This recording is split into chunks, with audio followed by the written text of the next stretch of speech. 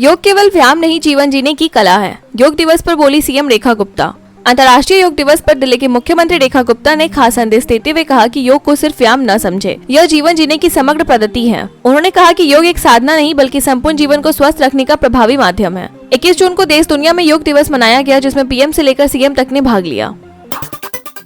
UP panchayat चुनाव, पिछड़ा वर्ग आयोग को मिली मंजूरी, आरक्षण इसी आधार पर तय होगा। अगले साल होने वाले यूपी पंचायत चुनाव की तैयारियां तेज हो गई हैं। शुक्रवार को कैबिनेट ने राज्य स्थानीय ग्रामीण निकाय समर्पित पिछड़ा वर्ग आयोग के गठन को मंजूरी दे दी है। यह आयोग पिछड़े वर्ग के लिए आरक्षण की संस्तुति देगा और उसी आधार पर पंचायत चुनाव की सीटों पर आरक्षण तय किया जाएगा। आयोग के गठन से चुनाव प्रक्रिया में पारदर्शिता और न्याय सुनिश्चित करने की दिशा में बड़ा कदम माना जा रहा है। इजरायल ईरान संघर्ष पर भारत की चुप्पी पर सोनिया गांधी ने उठाए सवाल, मोदी सरकार पर निशाना। कांग्रेस नेता सोनिया गांधी ने इजरायल ईरान संघर्ष पर भारत सरकार की चुप्पी को कूटनीतिक चूक बताते हुए तीखा हमला बोला है। दी हिंदू में लेख लिखते हुए उन्होंने 13 जून को ईरानी सैन्य ठिकानों पर हुए इजरायली हमले को अवैध और संप्रभुता का उल्लंघन बताया। सोनिया ने कहा कि भारत की यह चुप्पी उसकी नैतिक और रणनीतिक परंपराओं से हटकर है। साथ ही उन्होंने नेतन्याहू पर क्षेत्र में संघर्ष बढ़ाने और शांति प्रयासों को बाधित करने का आरोप लगाया।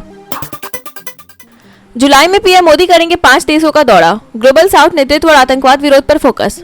प्रधानमंत्री नरेंद्र मोदी अगले महीने मोरक्को, अर्जेंटीना, ब्राजील, त्रिनिदाद और टोबैगो और जॉर्डन की यात्रा पर जाएंगे। यह दौरा ग्लोबल साउथ में भारत की भूमिका को मजबूत करने और पहलगाम आतंकी हमले के बाद वैश्विक आतंकवाद विरोधी गठबंधन के निर्माण की दिशा में अहम कदम माना जा रहा है। अफ्रीका से लैटिन अमेरिका तक यह यात्रा भारत की कूटनीतिक सक्रियता को नई दिशा देगी।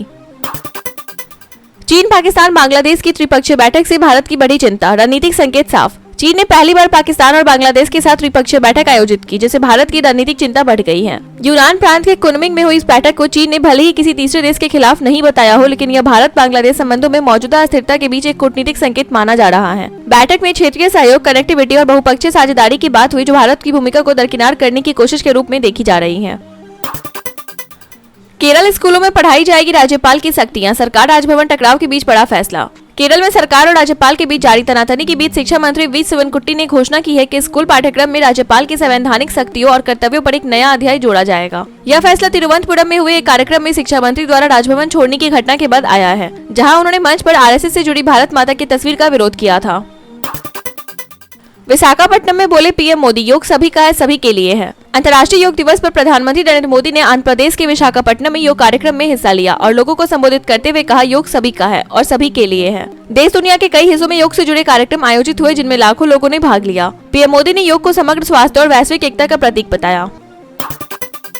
ईवीएम पर सवाल बंद करें, हार की जिम्मेदारी ले, उमर अब्दुल्ला का कांग्रेस पर तंज। जम्मू कश्मीर के पूर्व मुख्यमंत्री उमर अब्दुल्ला ने कांग्रेस पर निशाना साधते हुए कहा कि हार का ठिकरा ईवीएम पर फोड़ना बंद करें। उन्होंने कहा कि अगर आप चुनाव नहीं जीत पा रहे हैं तो बहाने मत बनाइए। कांग्रेस की ओर से बार बार चुनाव प्रक्रिया पर सवाल उठाने को लेकर उन्होंने यह बयान दिया। साथ ही उमर ने इंडिया गठबंधन की निष्क्रियता पर भी सवाल उठाए, कहा कि लोकसभा चुनाव के बाद से गठबंधन की एक भी बैठक नहीं हुई है।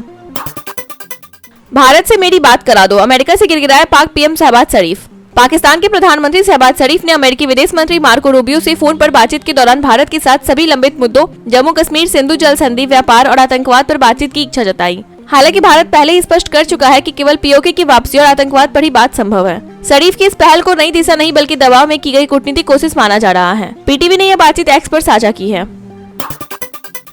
जस्टिस वर्मा के घर मिली आज जली नकदी, सबसे पहले अमित शाह को दी गई सूचना। दिल्ली के तुगलक कैंसर स्थित हाईकोर्ट के न्यायमूर्ति यशवंत वर्मा के सरकारी बंगले में आग लगने के बाद स्टोर रूम में अजली नकद बरामद हुई। दमकल और पुलिस टीम को मौके पर 4-5 बोरियों में भरे 500-500 रुपए के अजली नोट मिले। पुलिस प्रमुख ने इसकी तस्वीरें और वीडियो पहले मुख्य न्यायाधीश, फिर दिल्ली हाईकोर्ट और तत्कालीन सीजीआई संजीव खन्ना को भेजी, लेकिन सबसे पहले इसकी जानकारी केंद्रीय गृह मंत्री अमित शाह को दी गई। मामला बेहद संवेदनशील माना जा रहा है।